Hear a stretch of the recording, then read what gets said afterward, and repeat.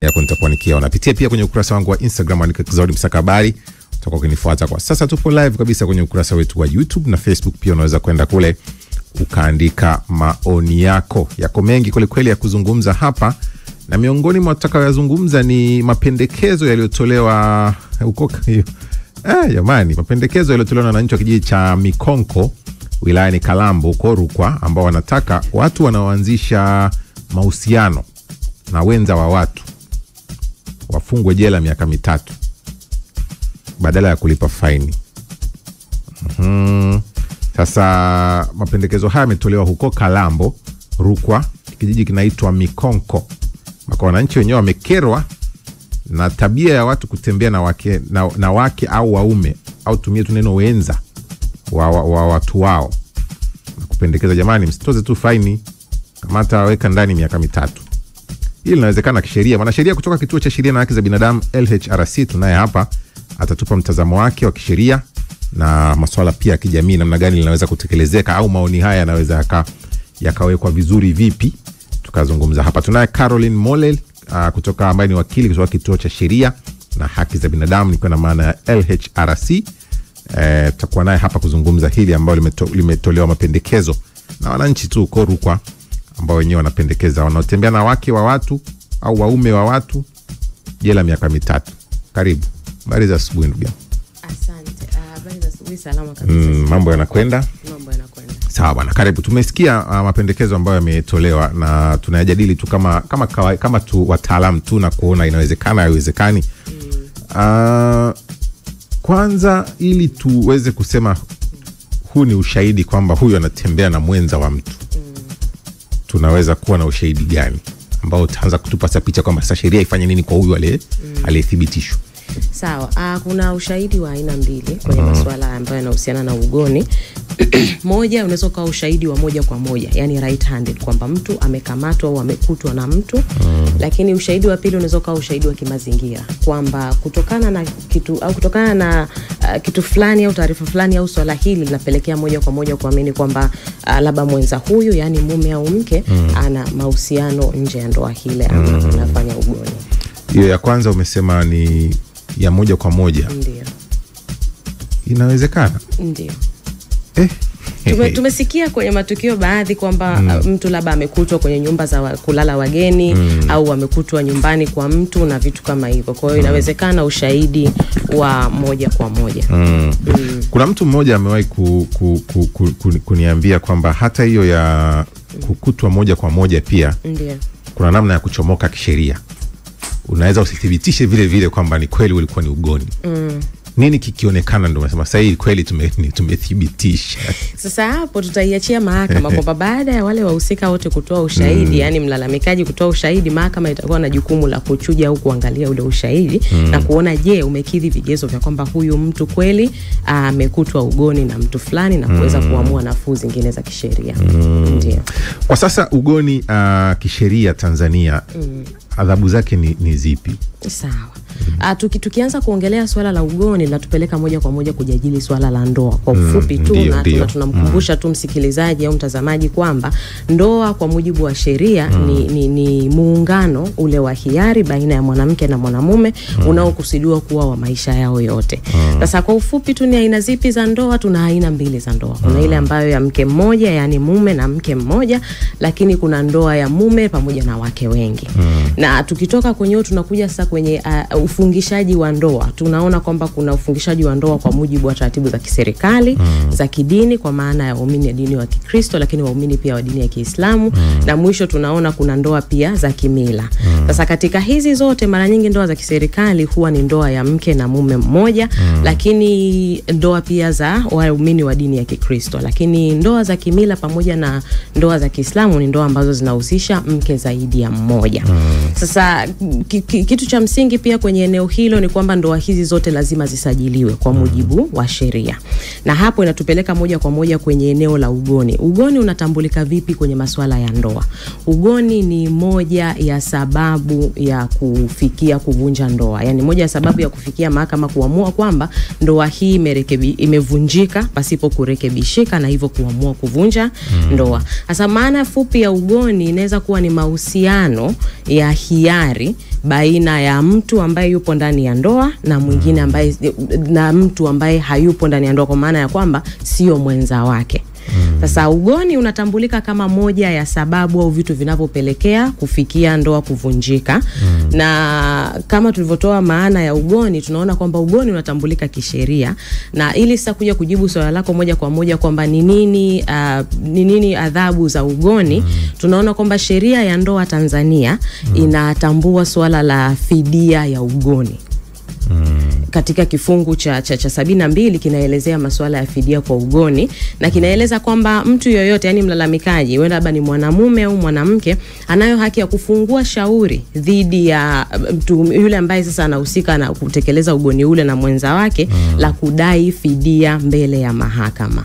Kwa hiyo moja ya adhabu ambazo zikatolewa, na hii hatuiiti moja kwa moja adhabu, lakini fidia imekaa katika mfumo wa malipo ambayo yanalenga tuseme tutumie labda neno kumpoza mtu, au yanayolenga kutoa nafuu kwa yule mtu ambaye ametendewa kitu fulani, ndio labda naweza tukasema kama ni fidia, yani kifuta jasho au malipo anayoweza kupewa mtu au muathirika wa tukio lile la ugoni. Kwa hiyo tunaona sheria imejikita kwenye suala la fidia zaidi, kwa maana ya kusema kwamba ugoni Tanzania sio kosa la jinai. Yani kwamba uwezo kumshtaki mtu kesi ya jinai kwenye masuala ya ugoni.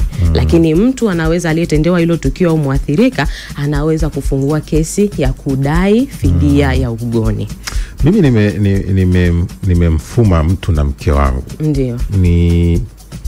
Natakiwa nidai fidia. Nani anapanga kiwango kwamba sasa nipe milioni 100 au nipe 10,000? Nani anapanga? Au nipe 3,000? Nani anapanga? Sawa. Kwenye masuala ya ugoni kuna sheria imeelekeza kwamba moja, kwenye kutoa kile kifuta jasho itakuwa ni busara ya mahakama, ama neno discretion of the court. Baada ya mahakama kupokea shauri ile, liwe limeletwa katika mfumo wa kudai fidia, ama liwe limeletwa katika mfumo wa yale maombi ya kuomba talaka. Ikiwa ugoni ni moja ya sababu za kuomba talaka, mtu chini anaweza pia kudai malipo ya fidia. Kwa hiyo kama imeletwa katika hiyo mifumo miwili, basi mtu anaweza akaomba tu mahakamani kwamba naomba pia fidia ya ugoni, na akaeleza labda tukio hili limeniathiri kisaikolojia, limeathiri hali yangu, muonekano wangu nje ninavyoonekana na vitu kama hivyo. Kwa hiyo mahakama itapokea ule ushahidi na kuchuja na kuona kwamba ni stahiki ipi ambayo inaweza ikamfaa huyo mtu kwa maana ya fidia. Kwa hiyo ni busara ya mahakama. Ila cha msingi tu ni kwamba fidia hailengi vitu viwili. Fidia hailengi kufanyika kama mfano, kwamba kwa sababu tunafahamu huyu mtu hapa amekuwa hivi na hivi, tunampa milioni 200 afanyike yeye kama mfano kwa wengine, au iwe ya kuadhibu.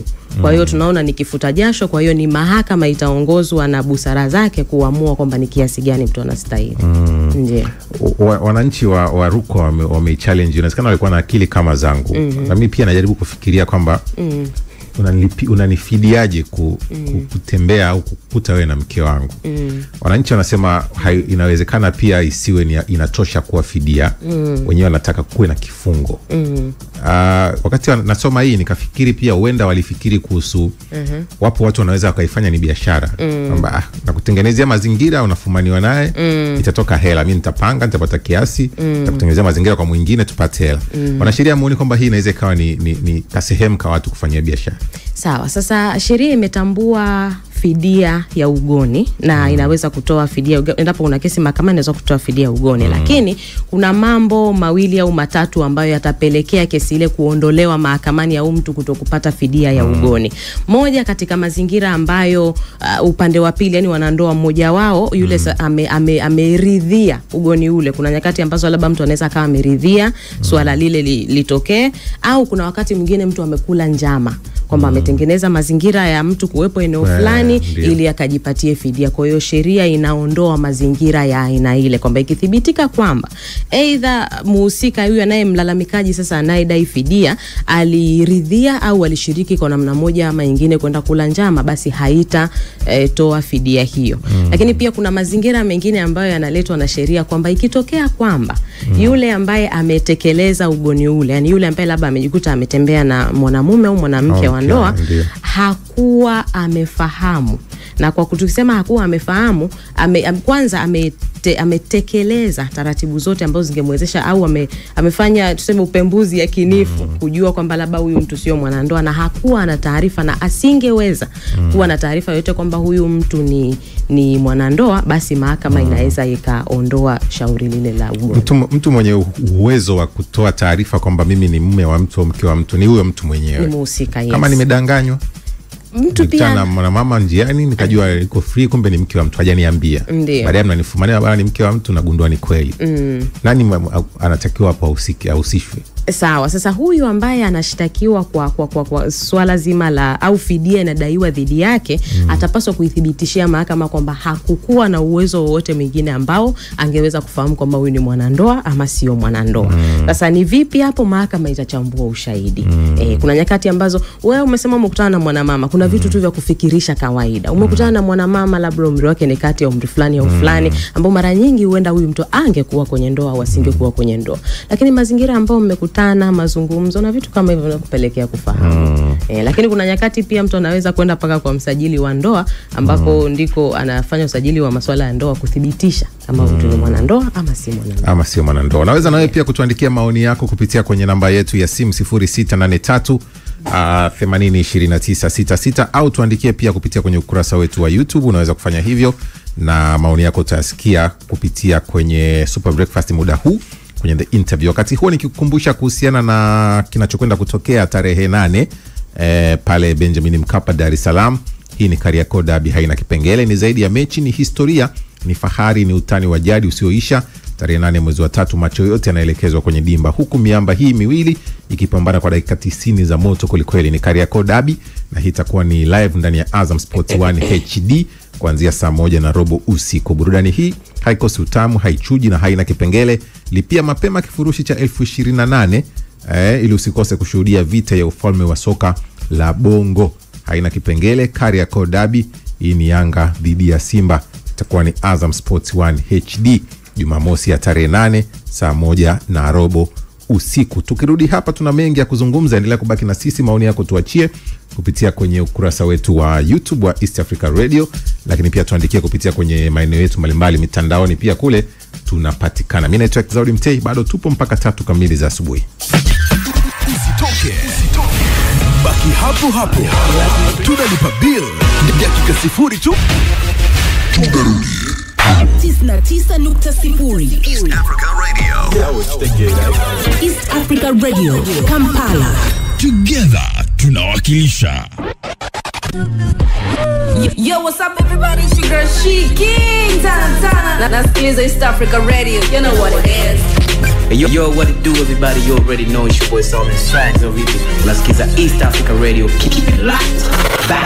Oi, kibao finance mtoto wa baba, mtu na fikra zangu all the way from M&B music.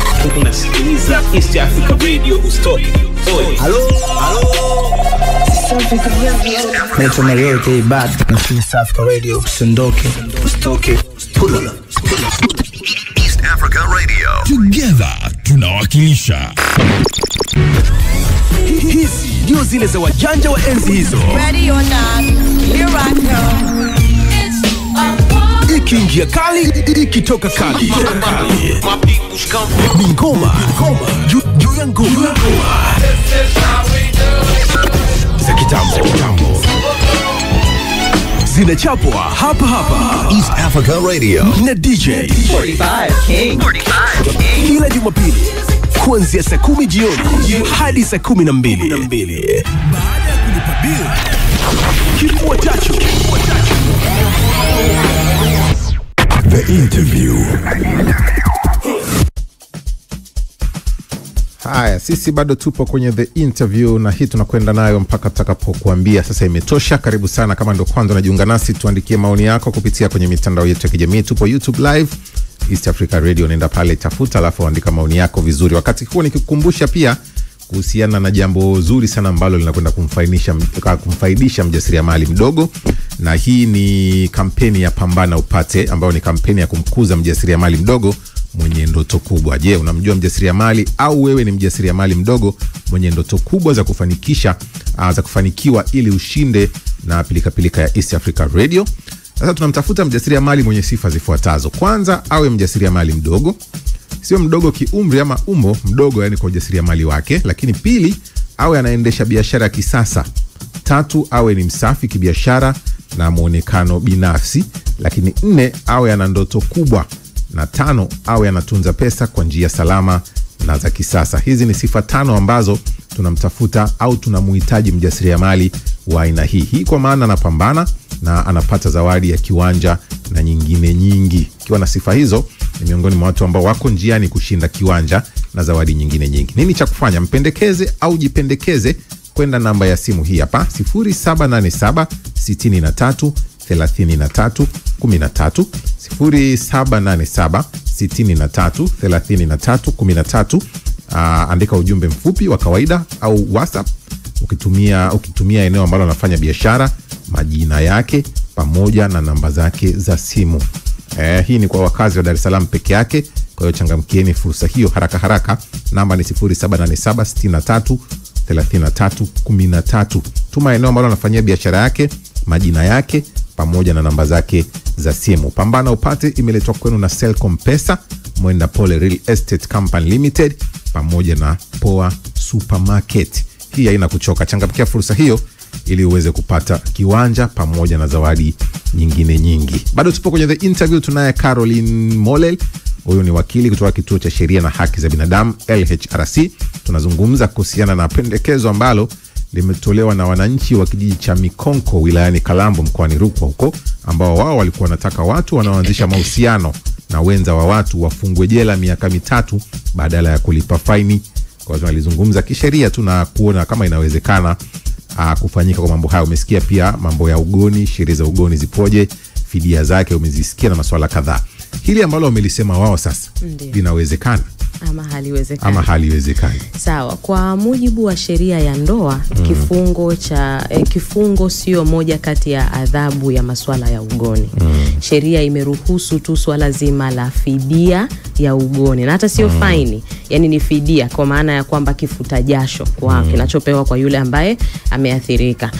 Kwa nchi jirani, kuna nchi ambazo tunaweza tukaona kwamba wao swala zima la ugoni linaweza kupelekea paka kifungo. Kuna miji huko Marekani ambayo wao adhabu ya ugoni inapelekea paka kifungo cha kuanzia miezi 3 mpaka miaka 5, lakini pia na faini. Na tunaona pia nchi zingine adhabu ya ugoni kwa nchi zile ambazo labda nchi kama Saudi Arabia, nchi kama Iran, adhabu ya ugoni ni kali ambayo ni kupigwa mawe mpaka kufa. Lakini kwa Tanzania kwa mujibu wa sheria ya ndoa inatoa fidia tu ya ugoni, inatoa fidia kwa swala au kosa au tukio la ugoni. Ndio, haijatoa kifungo. Kwa hiyo kwa kifupi tuseme ukifumaniwa huwezi kufungwa. Hapa labda kuna matukio mengine ambayo yametendeka pale ambayo ni ya jinai, kwa sababu tulianza kwa kusema Tanzania ugoni sio swala la jinai. Ndio. Sawa. Sheria imekaa hivyo. Tunadhani iko sahihi. Ingekuwa tofauti au ingekuwa kama wanavyotaka wananchi, ingekuwa na madhara yoyote?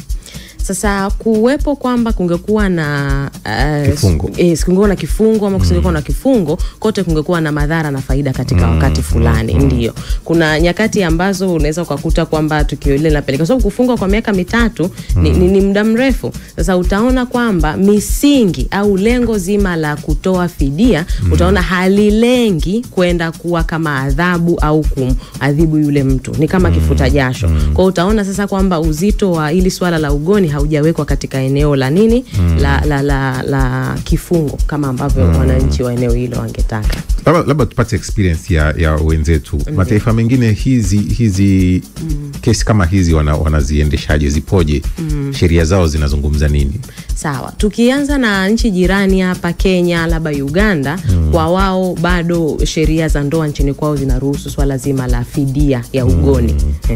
Kwamba sheria inatambua ugoni kama moja ya sababu ya kupelekea ndoa kuvunjika pasipo kurekebishika, na ikiwa hivyo inatoa pia nafasi ya fidia, kwa maana yule muathirika wa tukio lile anaweza kupeleka shauri au kufungua shauri binafsi la kudai fidia dhidi ya yule ambaye anatumiwa kuwa kwenye mahusiano hayo na mwenza wa mtu. Ndio. Lakini nchi sasa kama hizo ambazo nimetaja awali, kuna majimbo baadhi ya mji wa Marekani ambayo yayo yanatambua adhabu ya kifungo, si ndivyo? Lakini pia kuna nchi hizo ambazo tumesema wao adhabu ya ugoni ni kali kabisa, ambayo inapelekea paka kuondolewa kwa uhai. Kwa hiyo ni muktadha na muktadha, lakini kwa mujibu wa sheria za ndoa Tanzania, ugoni haupelekei mtu kufungwa jela. Haupelekei mtu kufungwa. Sawa, asante Godfrey Mlegi Musimu, unatufuatilia, nasema naelimika hapa. Asante kwa kutufuatilia kupitia kwenye ukurasa wetu wa YouTube. Asante pia kwako Moses Owino, unatuandikia, anasema naifuatilia kupitia kwenye ukurasa wa YouTube. Sawa. Lakini pia Juma Semindu anasema pia anaifuatilia kupitia kwenye ukurasa wetu wa YouTube. Yako mengi ya kuendelea kuzungumza kwenye hili, ikiwemo pia kutazama hili, kwa sababu sisi tunaangalia pendekezo ambalo limetolewa na wananchi. Lingeweza kuwa na faida yoyote? Sawa, sasa kuamua kwamba lingekuwa na faida ama lisingekuwa na faida linatoka kwenye muktadha wa jamii husika. Ndio. Lakini sasa tukija kwenye kujadili masuala ya kisheria, ina maana lazima tufuate taratibu na sheria za nchi ambazo zenyewe zimetoa swala la fidia. La kuamua kwamba sijui tujiweke kwenye mazingira hayo kwamba sio maoni ya watu wengi wakwambia itapunguza uzinzi sana hii kwa sababu mambo ya fidia watu wana hela siku hizi. Kwa hiyo anatoa tu hela anaenda. Anatoa hela naondoka. Sawa, labda ni wakati wa kujaribu sasa kuangalia hilo nalo, kwa sababu ni moja kati ya vitu ambavyo vimeshamiri na kusema moja kwa moja kwamba kifungo kitahakikisha kimesitisha hili swala na nini, na nachelea kukubaliana na uamuzi huo, kwa sababu utakubaliana na mimi kwamba ndoa ni mkataba baina ya watu wawili, yani mwanamume na mwanamke, na kila mmoja ana jukumu la kuishi yale makubaliano, ikiwemo kutokuwa na mahusiano nje ya ndoa. Ndio. Sawa, endelea kutuandikia pia kupitia 0683802966 namba yetu ya simu hiyo, lakini pia tuandikie kupitia kwenye kurasa zetu za mitandao ya kijamii. Tunazungumza hili ambalo limetolewa mapendekezo na wananchi kutokea kule Rukwa, kijiji cha Mikonko wilayani Kalambo, ambao wao kwa kutazama tu matukio kwenye jamii yao wakashauri kwamba jamani, mtu sasa hivi akikamatwa ama akianzisha uhusiano na mwenza wa mtu mwingine, isiwe faini peke yake, bali iwe kwa kuna kifungo, na wenyewe wakasema miaka 3 wanadhani inatosha. Kwa tunalizungumza hili kisheria, umesikia mengi kuhusiana na hili. Umesikia kuhusu sheria ya ugoni ipoje, ili ukamatwe ugoni inabidi kuwe kuna viashiria gani, ili uweze, na umesikia pia kuhusu kutokuwepo kwa kifungo kwenye hiyo. Tunazungumza na Caroline Moleli ambaye ni wakili wa kituo cha sheria na haki za binadamu. Sasa tukirudi hapa utakuja kusikiliza pia maswali yako ambayo umetuandikia kupitia namba yetu ya 0683802966. Wakati huu ni kukumbushe kwamba tarehe 8 Jumamosi ni mchezo wa dabi kati ya Simba na Yanga. Yanga na Simba. Yanga ndio ipo nyumbani. Hii mechi ina kipengele, ni zaidi ya mechi, ni historia, ni fahari, ni utani wa jadi usioisha. Tarehe 8 mwezi wa 3, macho yote yanaelekezwa kwenye dimba la Benjamin Mkapa, miamba hii miwili ikipambana kwa dakika 90 za moto. Ni Kariakoo Derby. Hii itakuwa ikionyeshwa live ndani ya Azam Sports 1 HD. Itakuwa ni saa 1:15 usiku. Burudani hii haikosi utamu, haichuji na haina kipengele. Lipia mapema kifurushi chako cha 28,000 ili usikose kushuhudia vita ya ufalme wa soka la Bongo. Haina kipengele. Kariakoo Derby, Azam Sports 1 HD itakuwa live kuanzia saa 1:15, Yanga dhidi ya Simba. Tunarudi hapa kuendelea kuzungumza hili ambalo tumeanza nalo. Usitoke. Baki hapo. Tunalipa bill dakika 0 tu. Tunarudi. Pia mke anaweza kufumania mwanaume. Sawa.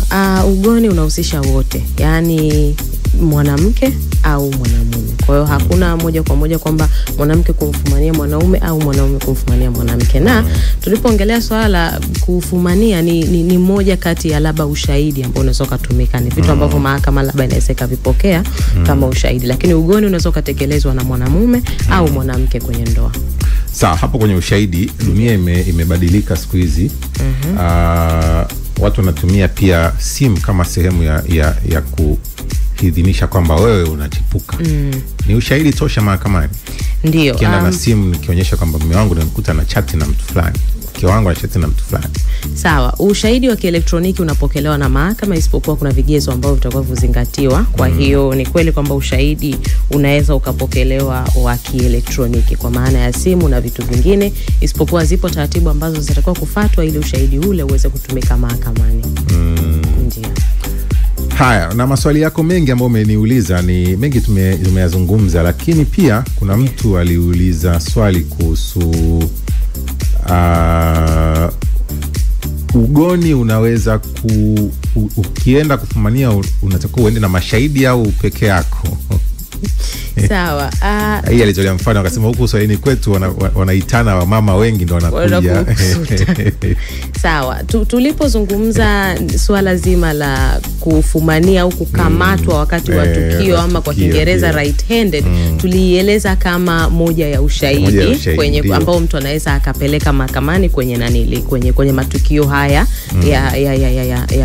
ya ugoni. Lakini hakuna maana kwamba inapotokea kwamba umesikia kuna tukio tubebe watu tuende kwenye tukio na nini, hapana. Sasa nitaonaje peke yangu afu nikaithibitisha kwamba niliona? Utatoa ushahidi mahakamani kwamba mnamo tarehe hii na hii na hii maeneo haya nilimuona fulani akiona fulani hivi na hivi. Kwa kwenye kuchambua swala zima la ushahidi, mahakama itapima kile ambacho kimeletwa na wadau. Ndio. Sawa, najua pia anaitwa Johnny Ali, Johnny Aldo ameona maoni yake na ameandika pia na wengine wengi ambao wametuandikia, kama mume na mke tayari wamepeana talaka vipi? Nenda kufumania kwamba washapeana talaka lakini bado hisia zipo, kwa hiyo anaona hapana, ngoja niende. Sawa. Swala zima la ugoni au aldatari litakuwa ni hoja wakati ndoa ipo hai, kwa maana ya kwamba ndoa haijavunjwa na chombo ambacho kimepewa mamlaka ya kuvunja ndoa ni mahakama pekee. Kwa ili tuseme kwamba mume au mke alikuwa mgoni, lazima awe alikuwa yuko kwenye ndoa, yani kwamba ndoa hiyo ilikuwa haijavunjwa. Na kama ndoa itavunjwa, ina maana kwamba mkataba ule au muunganiko ule wa ndoa tayari haupo baina ya pande mbili, kwa hiyo kila mmoja anaweza kuendelea na maisha yake. Pale tu ambapo mahakama itaamua kwamba moja, ndoa hii imevunjika kiasi cha kushindwa kurekebishika, na hivyo ikatoa hati ya talaka baina ya wadau. Baada ya hapo hatuwezi tena kusema fulani amekutwa ugoni na fulani, kwa sababu tayari hao watu wawili sio wanandoa kwa mujibu wa sheria. Sawa, wakati tunamalizia, kama una neno la mwisho la kuzungumza kwenye hili ambayo tumelizungumza, linawezekana maoni ya hawa wananchi au wanaweza wakatengeneza kivingine yakawezekana? Sawa. Kwa wananchi, maboresho ya sheria ya ndoa bado yanaendelea na utaratibu wa upokeaji wa maoni anaweza akaenda kama moja ya maoni kwamba kuhamia sasa kwenye taratibu ya kifungo mbadala wa adhabu ya badala wa fine au fidia. Lakini kwa sasa mtazamo wa sheria upo hivyo kwamba mtu watakuwa na, yani mahakama itakapoamua kwenye swala linalohusiana na ugoni, basi litatoa fidia kwa yule ambaye moja anaweza kufungua shauri la kuomba fidia dhidi ya yule ambaye ametenda hilo tukio, au ataomba fidia kupitia shauri la talaka. Sawa, swali la mwisho, kuna mtu aliuliza hapa kwamba nikishalipwa fidia mahakama inasema nini kuhusu ndoa yangu? Sasa ni swali zuri ameuliza, lakini utakubali kwamba ndoa ni baina ya watu wawili. Kwa hiyo kuamua kuvunja ile ndoa ama kutokuvunja imebaki kwenye mikono ya wale wadau wawili. Ndio maana fidia inaweza kaombwa kwa nyakati mbili. Fidia inaweza kaombwa kama shauri la fidia dhidi ya yule mtu ambaye ndio anahusika kutekeleza ugoni na mwenza wake, ina maana hapa hakuna shauri la kuvunja ndoa, ama ikaombwa wakati wa shauri la kuvunja ndoa. Ikiombwa wakati wa shauri la kuvunja ndoa, ina maana tayari mtu binafsi ameshafanya maamuzi ya kuhitimisha ndoa yake baina ya yeye na mwenza wake. Kwa hivyo mahakama haina tena chochote cha kufanya ikitokea kwamba imeshavunja ndoa. Lakini ikitokea katika misingi ambayo amekwenda tu kudai fidia na hana nia ya kuvunja ndoa ile, basi ina maana ameamua kuendelea pia na ndoa ile. Na zipo kesi kama hizo, mtu anadai fidia afu anachukua mke wake wanarudi nyumbani, anasema nimemsamehe mume wangu ama mke wangu, na wanaweza kuhitimisha ndoa ni uamuzi wa mtu. Na tunapozungumzia ugoni, uwe ule ambao umerejea au umejirejea mara kadha wa kadha, na ukute mpande mmoja pia alishaweka msitizo kwamba mbona hichi kinatokea, mbona hili linaendelea, hali kama hiyo. Sawa, kwa mujibu wa producer anasema tutakuja kumaliza maswali haya ya wananchi ambao wametuma baada ya kusikiliza news update hapa, na tutakuja kuzungumza pia masuala mengine kadhaa ya kuhitimisha. Nipo na Caroline Molel, ni wakili wa kituo cha sheria na haki za binadamu LHRC, na muda huu tunampisha Runa Mabai kwa ajili ya